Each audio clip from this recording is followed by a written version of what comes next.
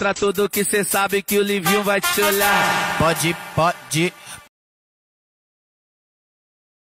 Pode sentar, pode sentar. এই ধরনের video কিন্তু খুব ট্রেন্ডিংয়ে চলছে। আপনারাও খুব সহজে ভিডিওটা এডিট করে নিতে পারবেন। তো তার জন্য এখানে গিয়ে দুটো অ্যাপস দরকার। এটা একটা ভিপিএন আর একটা হচ্ছে ক্যাপকাট। তো ভিপিএনটা প্রথম থেকে আমি ওপেন করে রেখেছি। তো আমি ডাইরেক্ট একদম ক্যাপকাটে চলে আসবো। আসার পরে ভিডিওটাও কিন্তু আর সংটা কিন্তু অ্যাড করে রেখেছি। তো এই সংটা কিন্তু কী করে অ্যাড করবেন সেটা বলে দিচ্ছি। ভিডিওটা আপলোড করে নেবেন। আপলোড করার পর এখান থেকে ভিডিওতে ক্লিক করে নেবেন। ক্লিক করার পর এখান থেকে একটা অডিও বলে একটা অপশান পাবে। এইখানে একটু এদিকে চলে আসবো। এখানে তো আমি এখান থেকে দেখাচ্ছি। এইখান থেকে কোনখান থেকে অডিওটা সিলেক্ট করে নেবেন। এইখান থেকে একটা এখানে অপশান আছে এইখান থেকে। তো আমি এই অপশানটা একটু সিলেক্ট করে নিচ্ছি। এখানে এই যে অপশানটা আছে সেখানে ক্লিক করে অডিওটা কিন্তু নিতে পারবো। তো আমি এখান থেকে অডিওটা প্রথম থেকে রেখেছি, দেখতে পাচ্ছি নিচে। তো বিট মার্কটাও সব অ্যাড করে রেখেছি। তো সংটা যেটা আছে সেটা ক্লিক করে নেবো।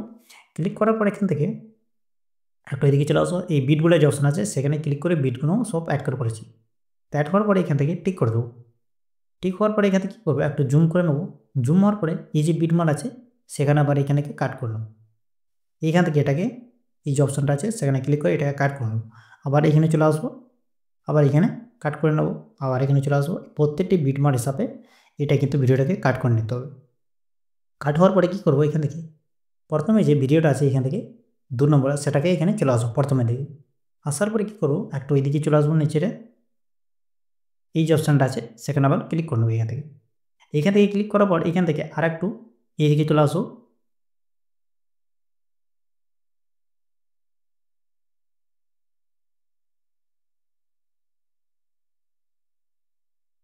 এইখান থেকে একটা ওভারলে বলে যে অপশান আছে সেখানে ক্লিক করে দেবো।